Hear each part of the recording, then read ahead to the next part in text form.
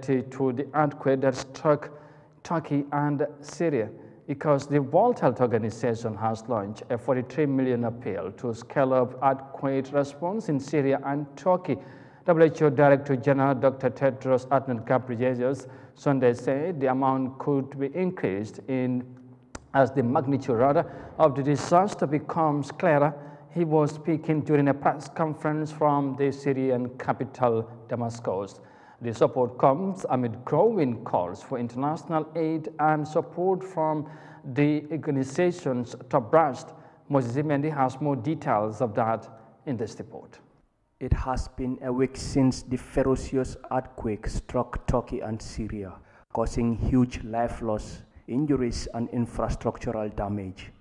Media reports put the death toll at more than 33,000, a figure expected to rise even further. Rescue efforts are in full swing, but the salvaging team's hard work are being frustrated by the lack of equipment to unravel the rubble in search for more survivors, and hopes are fading. Thus, the WHO announced a $43 million appeal to scale up response in Syria and Turkey, the two countries reeling from the catastrophic earthquake. The UN agency is also scaling up operations across Syria, including in the northwest, where the impact is said to be worst. More than 4,300 deaths and 7,600 injuries have been reported in the war-torn country, according to the United Nations Humanitarian Affairs Office, OCHA.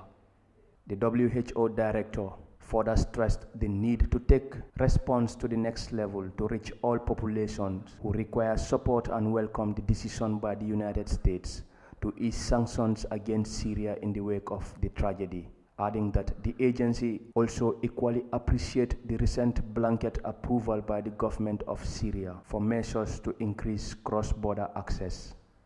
The WHO chief reported that he had met with Syrian President Bashar al-Assad earlier on Sunday afternoon, who indicated he was open to considering additional cross-border access points for this emergency.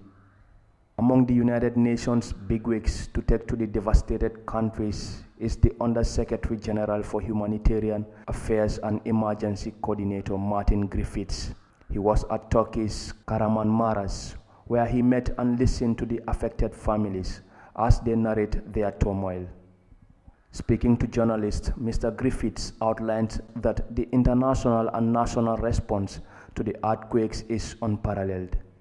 There has never been an international response, a Turkish response to a natural disaster as we see here in these terrible days. More than 100 countries have sent first responders to help in the sort of thing that you're seeing behind us, rescuing people who've been under the rubble now for 6 days. The courage of your people, the courage of parents rescuing their families, their children from the rubble, the courage of your first responders working 24 hours all the time to get people out, hoping for one more sound, for one more person to survive.